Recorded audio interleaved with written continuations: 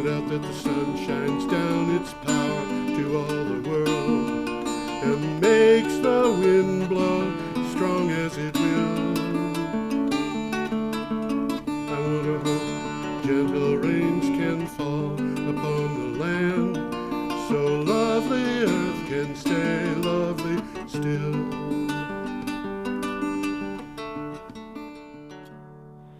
Okay, so this is Energy Week number 504. That's right. Today is 1/5/2023. That's January 5th. That's right. And we have And it is an introduction, and we will be starting with the information going back to Thursday, December 22nd. Yeah, the studio wasn't open last week, so we didn't do a show because we would have had to fuss around with recording it from home, which we have done. But the decision was... Either that or break and enter. I don't know if it would be breaking and entering, really. I think it would be possible for me to sneak my way in because I know that the numbers to punch in to make it. But, you know, it's not the proper thing to do. Anyway, this is a 2-week show. It's going to be in 1 hour. We're starting on Thursday, December 22nd, which is 2 weeks ago today. And we will have 1 or 2 items for each day. Instead of 3. Instead of 3, that's right. And Yep. so we're starting off with a story of a polar vortex. Let me put that up so people can see it. We get a picture there of 3 globes. That's right.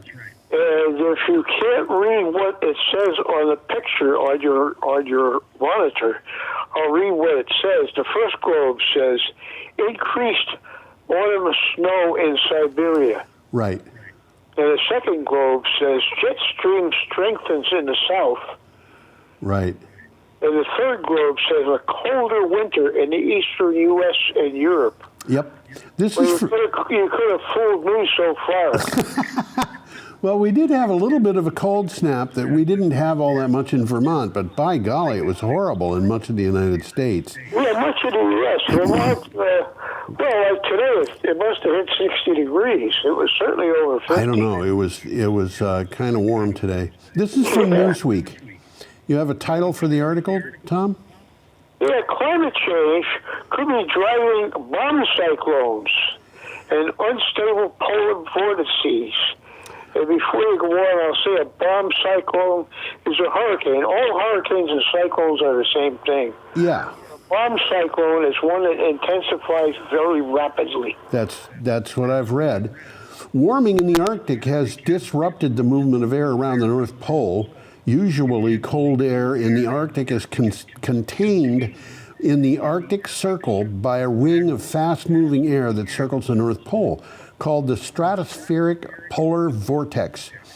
That has changed with the climate. And of course, what's happening here is that climate change has warmed the North Pole, and that has destabilized this polar vortex, which means that it can come farther south. It can go down to Texas and really make things cold in parts of the United States that are not accustomed to being cold. And, well, the effect of that is that we have more hurricanes and they come up quicker. Yeah. I mean, this is basically a more unstable climate change has caused a more unstable climate. And by the way, for people who say, well, you know, you had a record-breaking cold temperature, doesn't that prove that climate change isn't happening? 50 years ago, the number of records being set, and you have to remember that there's something like 7,000 weather stations in the United States that are recording the weather. So you're going to have records set almost every day. Well, there's a difference between climate and weather anyhow. Yeah. And the number of cold records and the number of heat records were approximately equal. Now we're still having record cold temperatures, but we're having 10 times as many record hot temperatures. And that's the climate changing. That's the problem. Yeah. Okay. Should we... Hot air carries more moisture. Yes, that's right. And that drives these storms. That's right. Okay, should we go on, Tom? Can't dance. Okay, we have a picture here of solar panels in Berlin. I think that is Berlin, Germany, not Berlin, New Hampshire, or whatever. I think you're right. Okay. It's a little bit more Germany than It doesn't look like something that would happen in New Hampshire, does it? Okay, this is from Clean Technica. EU solar shines bright in a stunning year. Yep. The EU has reportedly added a record 41.4 gigawatts of solar. Gigawatts, baby. Man, that is so unbelievable. Okay, I mean that's a lot. That's absolutely a lot. New capacity is equivalent to the power of 12.4 million European homes, equivalent to the power needs. In essence, the new solar capacity replaces 102 liquefied natural gas tankers. Annual EU solar power growth has increased by 47% from 28.1 gigawatts in 2021. And why do you suppose that happened, Tom? Demand. It happened because Vladimir Putin decided he wanted to have a war. Oh, well, we'll touch base on that again. Yeah, we will. I mean, it's kind of unavoidable. I'm looking at this picture, and I say that I don't know how many years it's going to be, but all suitable roofs for solar will eventually have solar. Yeah, I think that's probably true. Well, you don't have to pay for the fuel. That's right. That's what it is. Okay, I'm going to go on to the next story. We're up to this Friday, December 23rd. And a funny-looking picture of a pug. We have a funny-looking picture of a pug. He looks to me like he's sitting there, and on his mind is this idea that says, what are you people doing to me? I had a pug for about 10 years, and they're nice dogs. Real friendly. Yeah. This is from BBC. U.S. winter storm will bring frostbite within minutes. Yes. Wow. This is the, that's the storm that just got through the Midwest, isn't it? This was the one that hit just before Christmas. Oh, okay. In much of the United States and Canada, plunging temperatures can lead to frostbite on bare skin in only 5 to 10 minutes, experts warn. The National Weather Service said temperatures of minus 50 degrees Fahrenheit and minus 70 degrees Fahrenheit were possible by the end of the week, that's the week of Christmas, in some parts of the United States, though not in the Northeast. We didn't experience that. Minus 70 Fahrenheit is cold, baby. Oh, yeah, 70 below zero. I've read that people in Alaska have this thing about you spit, and if you can hear the spit crack by the time it hits the ground, you know it's cold. And that's about 70 below zero. I've never seen a temperature that was much below 30 below zero, maybe 35. But I've seen 40. Have you? Where did you see that? Woodsboro. Oh, man. Well, and it doesn't get that cold anymore. Well, Woodsboro is higher in elevation. Yeah. But it just doesn't, we aren't seeing those kinds of temperatures in Vermont anymore. Well, what we're seeing now is March weather. Yeah. I mean, it's all week long. It's been over 30 degrees. It was over 50 today. Yeah, it was all week long. It has been well above the average that we would expect. Okay, our next story is from. If we're getting March weather in January, we're going to get January weather in March. Well, yeah. Okay. We're up to Saturday, December 24th. We have an item here from BBC. And we got a picture of something that's stranded by snow. What is it, a snowmobile? No, that's a house. There's a house? The house is half buried by snow. And It next looks to it like is, whatever it is buried by snow. yeah, and next to it is some kind of building. You know what this reminds me of, and I've told this story before on the show, but not everybody has heard it. when I was in school, I guess about 8th grade, 7th grade, we had a really bad snowstorm, and this was in Illinois.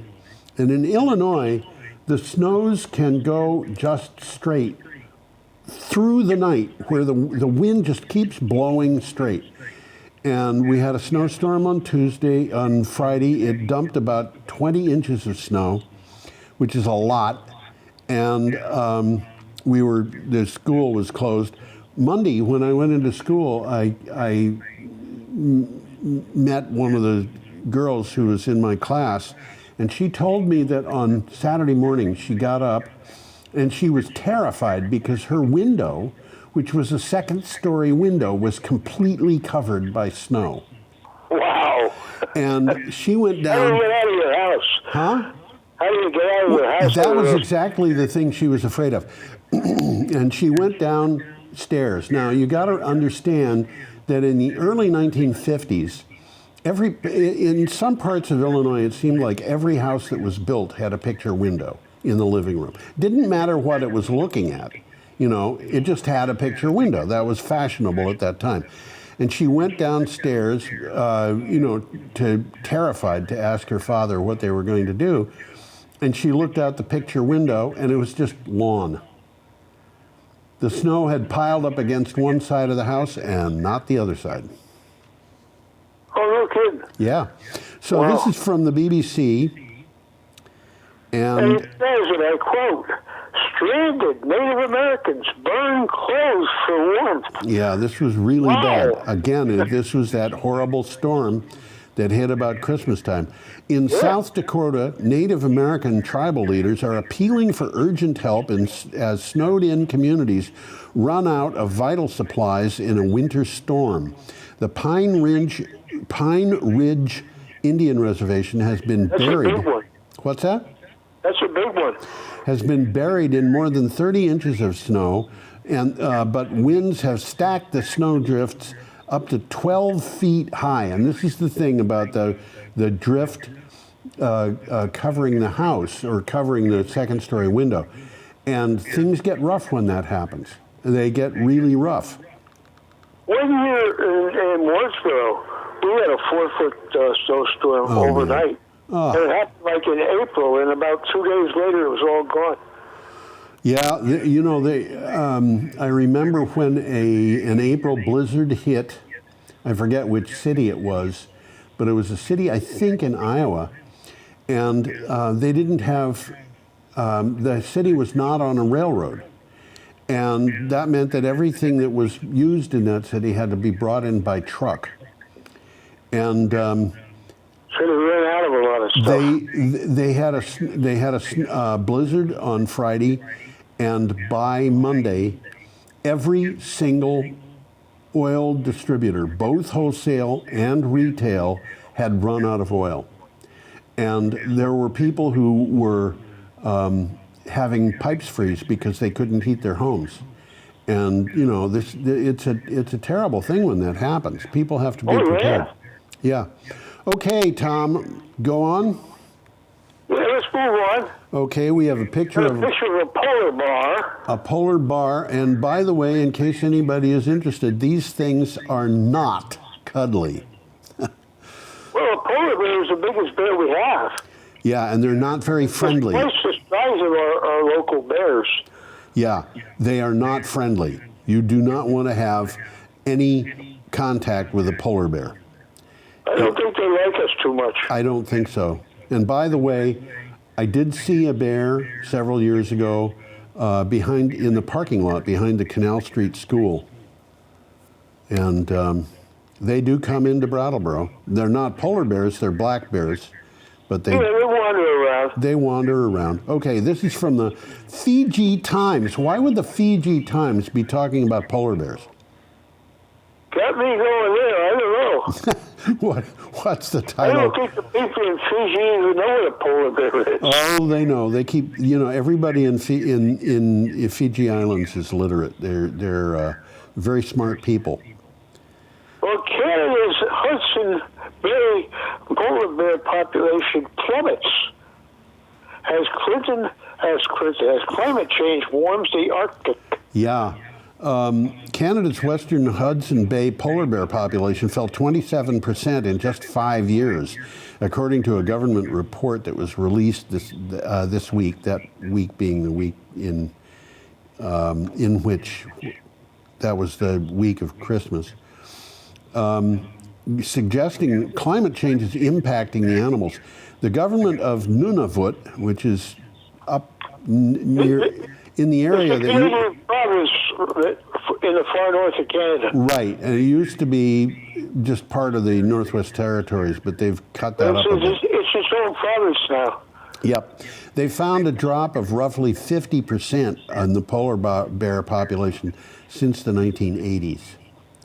Wonder why? Well, because of climate change. It's warmer here. They're having trouble finding food, because the way they find food is they go out and, they go fishing, and when they catch a fish or whatever else they might eat that they find in the water, they go up onto an ice floe to eat it. And if the nearest ice floe is 75 miles away, they're going to have trouble.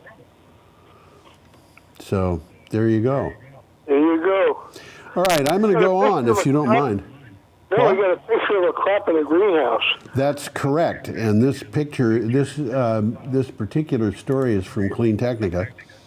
And I quote, how the U.S. Department of Defense is shaping the bioeconomy of the future. Right. Plastics and other synthetic materials made from coal, oil, and natural gas have been sidelining bio-based products for decades, but the era of petrochemicals is coming to a close. A new futuristic bioeconomy is beginning to take shape, and the United States Department of Defense is behind it. Well, the Department... That's the economy, stupid. Yeah, the Department of Defense is not the only organization that was keeping track of that. There were a lot of organizations, but Department of Defense is interested in coming up with better ways of doing things. Okay. Well, economics is going to do it anyhow. I mean, when you're paying for fuel and you don't have to pay for it anymore, something's got to give. Yeah, that's right.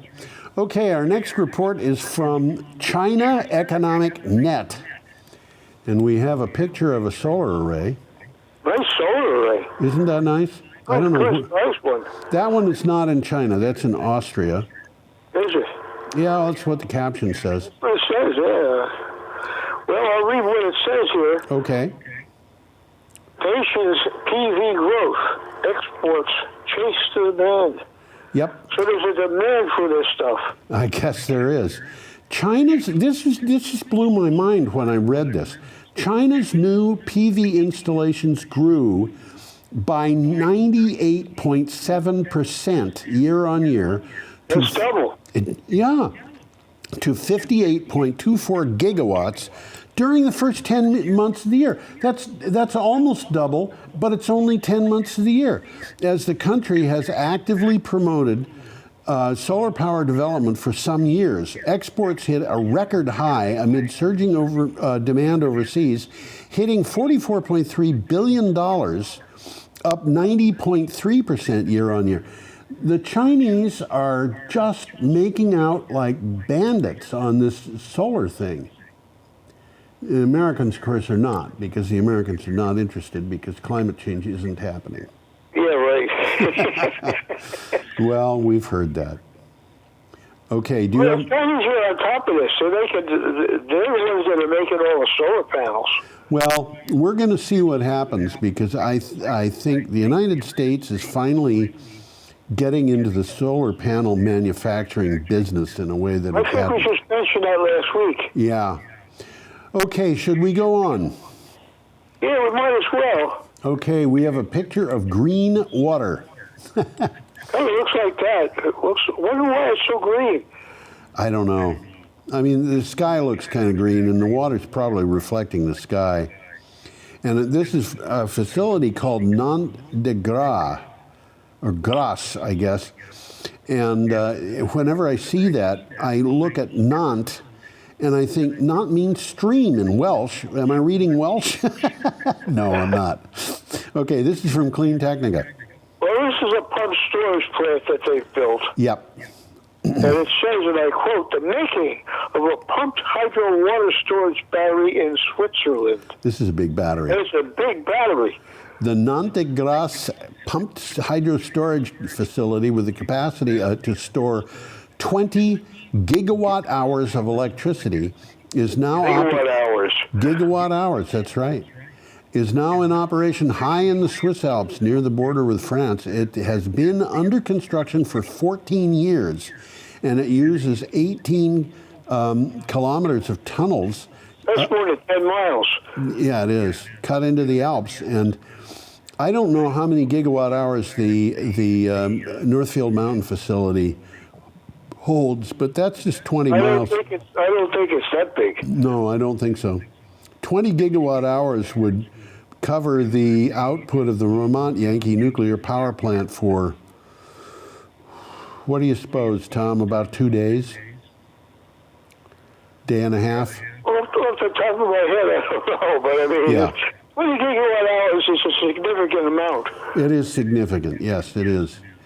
And you don't need that much storage for a place like where we are. Okay, we're up to Tuesday, December 20th. Well, for the way it was conceived, it's sufficient. But storage is very useful these days. Oh, I guess it is. Okay, we're up to Tuesday, December 27th, and we have an article from Pasquines, or whatever it is. I don't know what it is. And Also, we got a picture of some people planting a tree. that's correct. In Puerto Rico, by the way. This tree is being planted in Puerto Rico. They're planting a tree in Brooklyn, too. Okay. All right. Puerto Rico's agriculture solution to climate change. Okay, here's a new word. I had not seen this word before that I remembered. Nor had I. It is called agroecology, and it is a low-impact agricultural method. It promotes biodiversity and soil quality by working with nature to produce food sustainably. Agroecology, initially ridiculed and labeled as a hippie movement by university and government officials, has spread across the territory. And of course, what they're talking about there is the territory of Puerto Rico. Makes a lot of sense to me. Yeah, Not just Puerto Rico. this is a story. This is a story that is worth reading because it talks about the advantages of agroecology. And agroecology, what you're talking about is you want to do agriculture. You want to grow food. Traditional agriculture grows food, and we will be hitting on that again soon. But if you do it properly, it's not just going to grow food. It's also going to do other things, such as sequester carbon dioxide. So. Well, I like to see this because Puerto Rico is lagging behind the rest of the country. Yeah, well, I mean, we had a time when I was kind of convinced that the President of the United States, not the current president, but a President of the United States, had been kind of unaware that Puerto Rico was part of the United States. And I think there's a lot of people in this country who really don't know about that. I mean, well, if it wasn't highly Hispanic, it'd be already a state. I have no doubt that that's true. And, you know, I've had a number of Puerto Rican friends, and, you know, I think I prized all of them as friends. One of them recently was a young woman who lived in Brattleboro for a while she was up here. She went back to Puerto Rico, but she said she was being asked constantly by people who wanted to know if she had a green card. Well, I got news for you. Puerto Rico's part of the United States. Its citizens don't need green cards. They're citizens. They're citizens. You know, I mean, what are we doing here? Don't people really pay attention to anything about the United States? Well, okay. We're up to Wednesday, December 28th. What do you think of that, Tom? We have a story from the BBC. Well, we got a picture of a oil platform. That's right. And I know I've been talking about oil platforms in the past because we've shown pictures of what am I trying to say? Windmill farms, wind farms. Yeah, offshore wind farms. These oil platforms right in the middle of them. Yeah. Because the people who have to service the windmills, Yep. they have to have a place to live. Yeah, that's right. And you know, keep all their stuff and all of that. This platform here has a hotel in it. Well, you know, I look at this and I think from the flat bottom.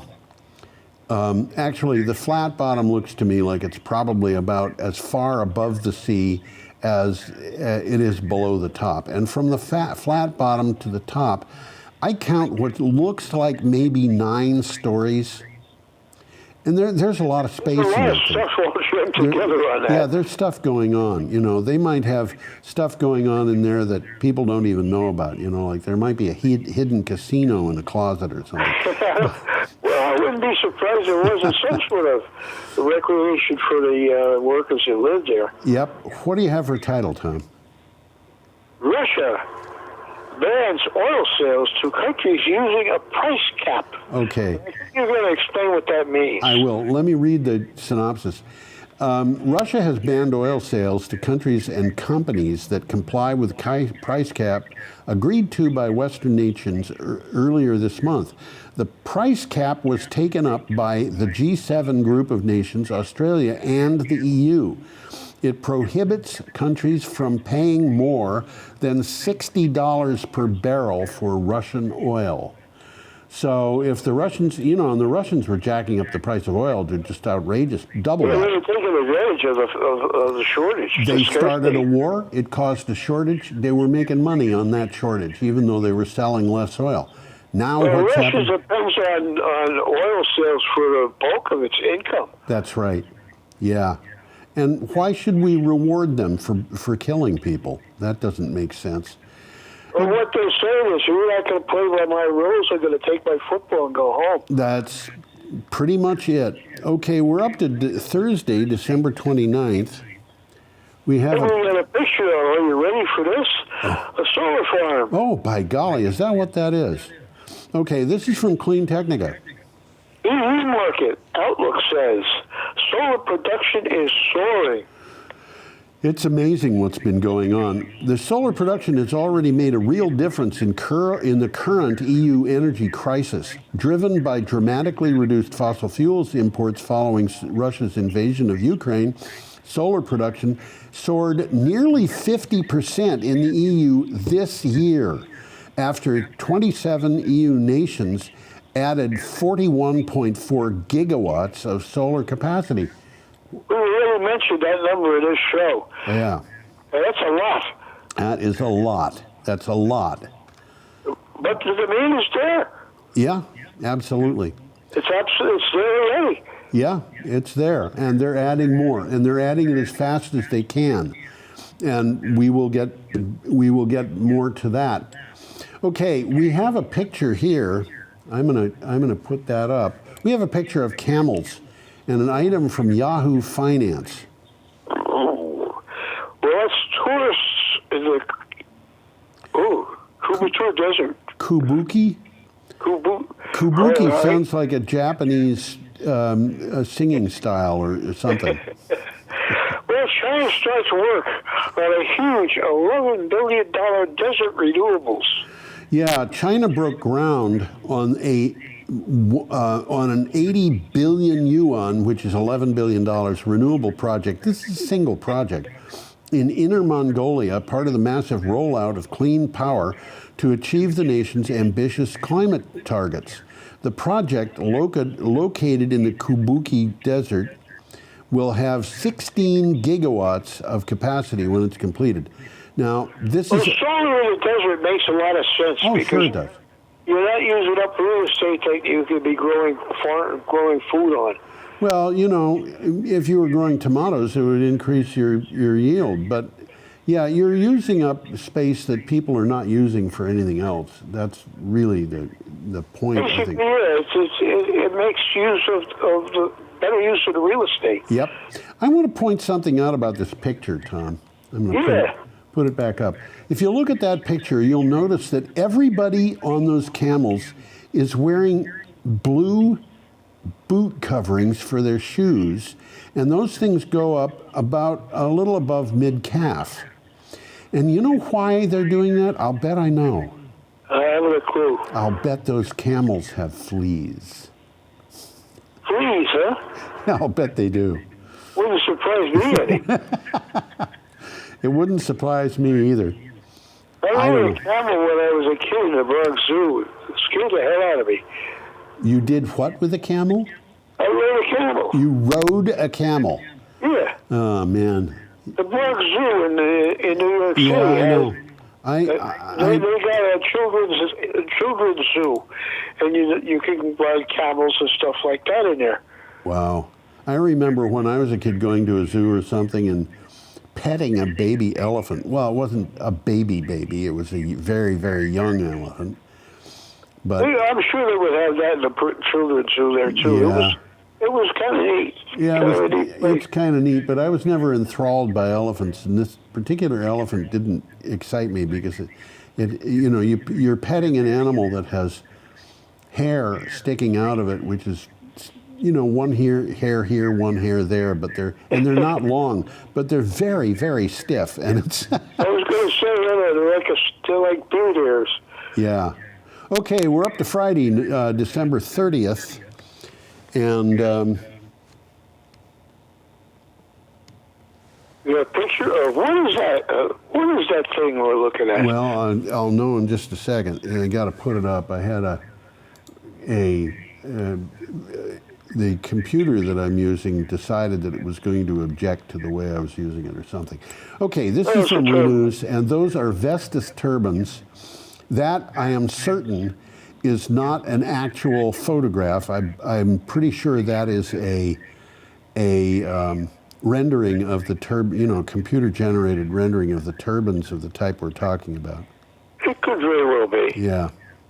Well, the Vestas prototype turbine produces its first power. Right. Well, this Vestas prototype turbine is pretty large. It's 15 megawatts. That's right. Vestas prototype V236 15 megawatt turbine has successfully produced its first electricity in the Oostereld National Test Center in Western Jutland, or what we call Jutland in English-speaking places, and this is Denmark. Huh? It's Jutland. Jutland. The 15 megawatt prototype will undergo extensive test and verification program to ensure reliability before certification and the beginning of serial production. So these things are not in production yet, but they're coming. Well, this is the largest turbine that anybody's building so far. I believe you're correct. I think so. Okay, we're up to Saturday, December 31st. I want one of them. You want one of these guys? A Quantino 25? Let me get it up so people can see it. There we go. And this is from Clean Technica. That's a neat little car, and it's a full battery in it. That's the reason why we're talking about it, Tom.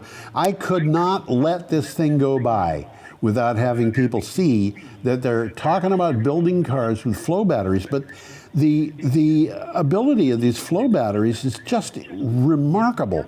So what do you have to... This is good.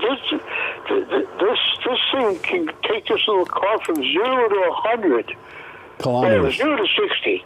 Yeah. In 2.5 seconds. Yep. Read the... And it can go 1,200 miles on charge. Well, that's all in the synopsis I was going to read. Read the title, will you, Tom, please?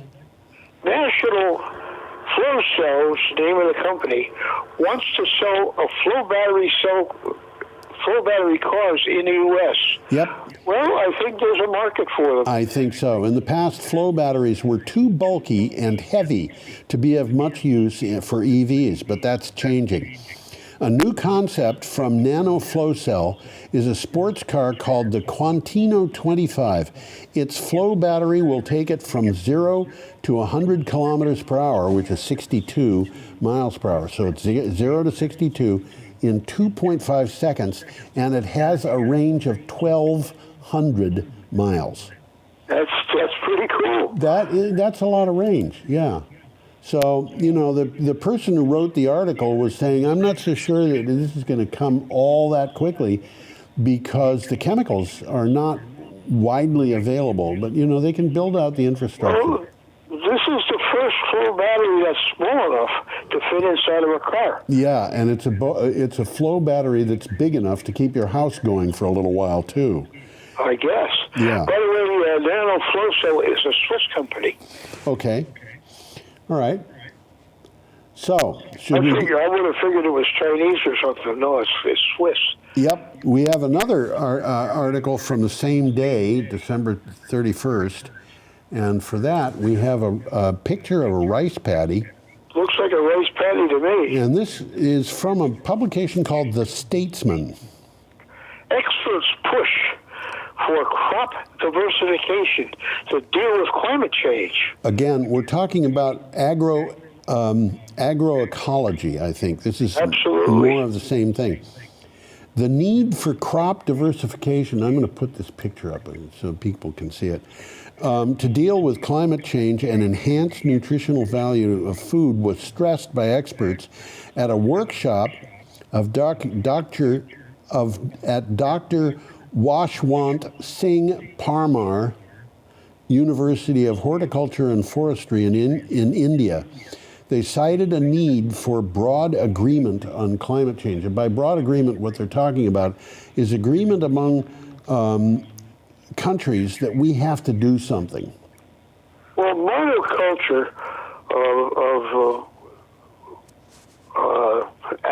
agriculture, right? It destroys the soil.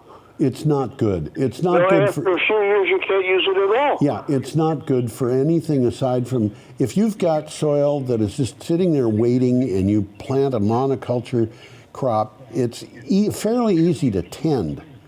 You can use it for about 2-3 years, and after that, it's useless. That's the problem with it. In 2-3 years, it's going to do a good job, but after that, production is just going to decline. And you know, there was a farm across the river in Hinsdale, and I remember talking with somebody. This was a number of years ago. It was sold, and I was talking with somebody about the prospects for this farm to make a living for the farmer. And the person who was telling me about it said that farm had been abused because it had just been used for the same thing over and over and over again. And they had just been throwing chemical fertilizer into it. And the person who bought it, yeah, they figured it would take 3 years to get it into a point where it was actually sustainably run.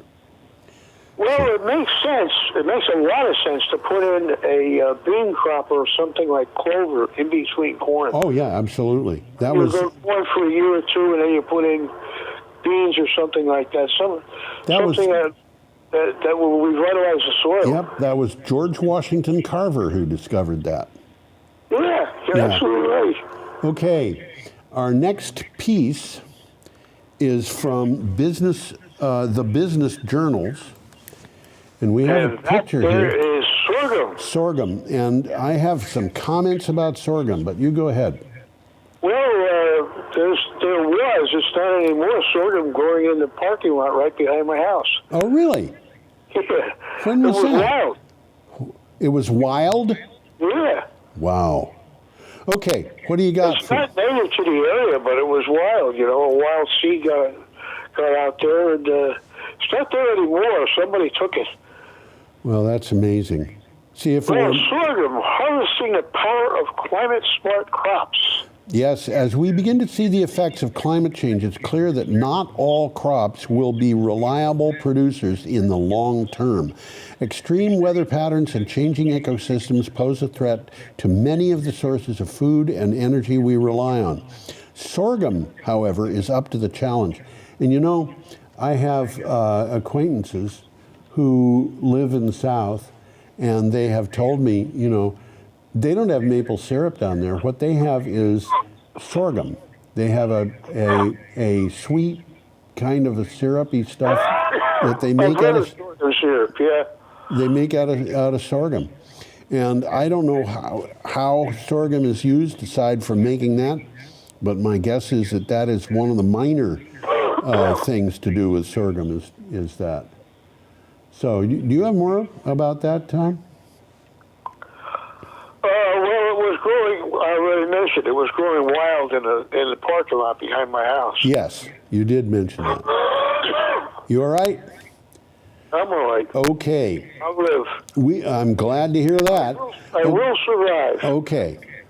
We're up to Monday, January 2nd, and we have an item from the BBC, and I'm going to advance the picture and put the picture up so people can see it. This picture is a picture of an area of northern Scotland called the Flow Country. And the caption says Flow Country, but the C in country, I think, should be capitalized. Anyway, It should be. yeah, this is from the BBC. What do you have for title? Well, it says the Highland peat bog seeking worldwide recognition. Right. In the 1970s, peat bogs were drained as huge diggers made massive ditches for planting non-native trees for commercial forestry. Then They only worked for about 2 or 3 years. yeah, the environmental damage became clear. Now a vast area of peat bog in Scotland's Flow Country could become one of UNESCO's newest World Heritage Sites. Tom, you know, when I saw this, I went to Wikipedia and I looked up the Flow Country, which, by the way, So did I. this is where that photograph came from, I believe. But the Flow Country, I think it's a very large area. Very large area in the north of Scotland. And I think probably more than half of it is peat bog. It is. So, And it's a rare type of peat bog. okay, you want to tell us about that? Forms only in cool places, Okay. with plenty of raw rain and covers the landscape. Wow, Covers okay, the landscape like a blanket, so it's special. okay. And you can't grow much else up there. Well, the thing about peat bogs, and people who don't know this should be told, and I'm sure there are people watching who, we've mentioned it before, but I'm sure there are people watching who have not been told this or have not heard about this. Peat bogs are super good at drawing down carbon dioxide out of the atmosphere. And Yes, they are. they are better than trees by far. An acre of peat bog will draw down as much carbon dioxide as about 15 acres of trees. So, do you want to plant trees, or do you want to have a peat bog? There And were some peat bogs in Vermont that they were planning on turning into something a little bit more productive, and they stopped it because yeah. they're too valuable as they are. And by the way, just so people know, I doubt very much that mosquito larvae would survive in a peat bog. I don't know, but I doubt that they would. And the reason is because peat bogs basically don't have much living in them aside from the peat. The peat is strongly antimicrobial, and in fact, it used to be used for packing wounds because it would prevent wounds from getting infected. And one of the reasons why people who fell into peat bogs during the Middle Ages, people who were murdered and thrown into them, are found in a condition that is, I don't want to say like new. Their skin is blackened with age and the exposure to the chemicals in the peat bog that are produced naturally by the peat, but they don't decay because peat is strongly antimicrobial. And I think, I don't know for a fact, but I think mosquito larvae probably, as they're growing, depend on eating bacteria in the water and microbes, small microbes. Okay, should we go on, Tom? Well, we got a picture here of something I thought I'd never see. An electric airplane. Yeah, there it is. This is from Clean Technica. We are up to Tuesday, January 3rd. What do you The got? wait for hydrogen fuel cell electric aircraft just got shorter. Yes, batteries and fuel cells have scaled up for semi-trucks, locomotives, and construction vehicles, along with stationary energy storage. Sending them up in an airplane is a different matter altogether, but recent activity indicates that zero-emissions aircraft are close at hand. That particular aircraft that we're seeing is supposed to be running on a fuel cell rather than a battery, so it's going to have tanks. That's correct. Yeah, well, for what it's worth, a fuel cell uses the chemical energy of a fuel to directly produce electricity without burning it. Yes, that's right. And so If this, hydrogen is the fuel, water is the only byproduct. right. I mean, there it is. Is water a pollutant? Not the last time I looked. No, this is something I hope we see more of. Oh, I think we will. Well, yeah, it's not polluting the air. That's right. Yep. Okay, should we go on, or do you have more about that? Well, let's move on. Okay, Got another picture of some solar panels. we do. And In 2022, another renewable year for Australian renewables. Well, it's not true of just Australia. that's for sure. And this particular, okay, this is from Solar Quotes. Let me read the synopsis. Not many years ago, some so-called experts claimed that more than 20% renewables would be a disaster for the electricity grid. We've talked about that every once in a while. In 2020, It's wishful thinking. yeah, in And we got 2022, 93% of the grid's still working. yeah, in 2022, Queensland had the lowest proportion of renewable energy in Australia at 22.4%. New South Wales was next lowest at 27.7%, and the rest of the states of Australia ranged from 38.2% to 93.1%. The 93.1 was in Tasmania. And their grid is still intact. What's that? Their grid is still intact. Yeah, their grid is still intact. In fact, they are exporting electricity to New South Wales. That's correct. To Victoria, I guess. The island down there. Yeah, Tasmania is an island. They have Yeah, right. a big cable running under the ocean. They're planning on, they're talking about putting in another big cable under the ocean. Okay, renews. We are up to this article. And here we have some very funny We looking got some things. more turbines. Turbines. You've identified them properly, I think, Tom. Okay, go ahead. Wind power sets third generation record in a year. Yes, they've set 3 generating records in 1 year. A new wind energy record was set last week in the UK. National Grid ESO confirmed. Wind energy generated 20.918 gigawatts of electricity over a half-hour period. Gigawatts, baby. That's a lot. And that's the equivalent of 20 nuclear power plants going, and they don't, I think they only have 5 nuclear power plants in the UK. That was on the 30th of December. The trade body Renewable UK said that wind energy provided 61.4% of the UK's electricity that day. Well, renewables are the future. I mean, you have no- don't have to pay for fuel. Yeah. It's that simple. Yes, I absolutely agree. That's what's going on. And now we've got our last item. That's a pretty spot. That's Vermont. That is Vermont. I'm going to put it up. That is Vermont. And this article was in the Caledonian Record, which of course is a publication that comes out in the, I think that's Northeast Kingdom, isn't it? It's St. Johnsbury. Yes, that makes sense. Okay. So a Vermont solution to fighting climate change, 100% renewable energy. Yes.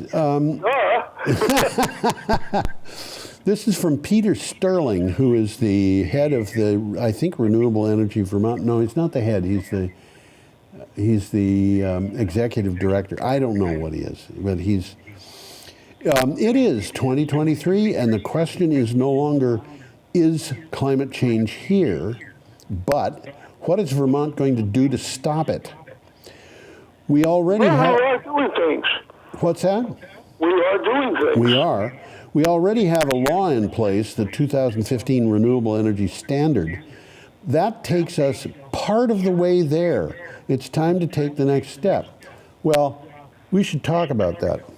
Well, Burlington Electric is burning wood, and Green Mountain Power relies heavily on Hydro-Quebec, so we've got a lot of the renewables already coming into Vermont. We, very close to 100% of our electricity is from either renewables or nuclear.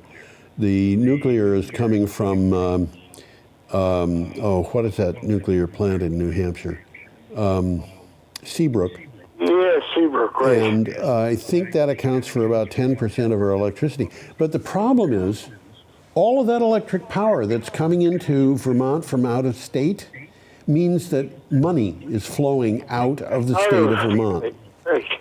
And, you know, that means that if we're going to increase the amount of electricity on the grid, and without installing our own electric generating capacity, we're going to have to put in more transmission lines. And, you know, people talk about birds being killed by wind turbines. Transmission lines kill wind turbines in numbers that you wouldn't believe. Power, unfortunately, is owned by the same people that own Hydro-Quebec. Yeah. So we're getting a lot of our electricity from Quebec. Yeah, we are. A lot of our electricity. I don't know what portion of it, but it might be half. I don't remember. You know, I don't think it's that high, but it might be. I should. Burlington Electric's burning wood, but unfortunately the wood's coming from down south. Oh, really? Okay. They have their own forests, though, that are managed for that. Oh, yeah, well, I should say a good proportion of the wood is coming from the south because we're not growing enough wood for them. Well, I was unaware of that. You know, I should tell you, Tom, about and people about a thing that I had where I was challenged on wind power by somebody who said wind turbines killed birds. And well, they do, but a lot of things kill birds. Yeah. Like all buildings kill birds. Well, the thing that kills the biggest killer of birds in the United States is feral cats, and the second biggest is domestic cats. And you know, it's just that's what it is. But I wanted to tell you about after talking with somebody about wind turbines and birds, I was sitting there thinking to myself, this person says, you know, the wind turbines kill birds. How do they know? How do they know how many birds are killed by wind turbines? I think a lot of it's propaganda. Well, I think you're right. But I decided I was going to find out how they know how many birds are killed. So I actually went online and looked around. It took me about 2 hours to find a peer-reviewed paper that described how bird death inventories at generating stations are done. And, you know, I mean, that's a pretty specialized topic, but there was a peer-reviewed paper that addressed just that. And, well, you know, in the big cities like New York City with the tall buildings. Yeah. Well, in this every case, morning somebody's got to collect all the birds that have died during the night from hitting the buildings. Right. In this particular place, they did a bird kill inventory that was done during migrating season, and they had people go around and find the birds. In order to be listed as a bird that was killed by a collision with generating equipment, the bird had to be identified, and it had to be identified how it died. And that was problematical because, you know, they were out in the field, they'd see a fox running off with the body of a duck. They would see a seabird carrying off the body of a sparrow. They would find piles of feathers, and there's nothing there but the pile of feathers. How do you know how a bird died if it's just a pile of feathers? So they had birds they counted, and they had, in addition to that, an estimate. And they counted something like 1,700 birds that were killed during the inventory period, and that they could identify. And then they estimated that that was about a third of the number of birds that were killed at that particular site. Well, birds aren't that stupid. I mean, they can tell that this stuff is moving. Yeah, but these were birds, a lot of them that were migrating at night. A lot of birds do migrate at night. So if they're in the wrong place, they're going to be up too high. They can have a collision with something that, Yeah. you know. Anyway, that was about 5,000 or 5,100 birds that were killed during the inventory period at one site, and the inventory period was 48 hours. So these things were being killed at a rate of about 100 an hour at that site. Now, in order to understand that, there are a couple of things that you have to take into account here. That site had 6 generators, 1 nuclear, 5 coal. There was no wind turbine in sight. Oh. You fooled me with that one. Yeah, well, I did. I fooled myself with it too, and I was saying, how in the world could they do this? Well, this is what it was. So they were in the buildings. They were hitting these things, you know, both coal and nuclear have a need to have cooling done, because only a third of the energy that they get from heating stuff up by burning or nuclear fission is actually captured and made into electricity. The rest is just waste heat that has to be dumped into a river or dumped into the ocean, or they got cooling towers. put into cooling towers. The cooling towers at Vermont Yankee were short little things. They were only about 5 stories tall. But these things, They're pretty big. they're huge. And, you know, geese would be flying along in formation, and you'd just be bap, bap, bap, bap, bap as the geese hit the cooling tower, because they don't see it. It's the middle of the night. They've got the idea that they're well above everything. So that was what happened at that particular place. And anyway, we are up to the end of the show. I think so. And we have the wish for everybody. I'm going to put this up. And everybody have an abundantly rewarding week. And so Tom and I are That going would be good. What? That would be good. And so I'm waving goodbye, and I know Tom is too. And we hope you all come back now, you hear? You stole my line. Well, you say it, Tom. You do a much better job than I do. You'll come back and see us now, you hear? There you go. Bye-bye.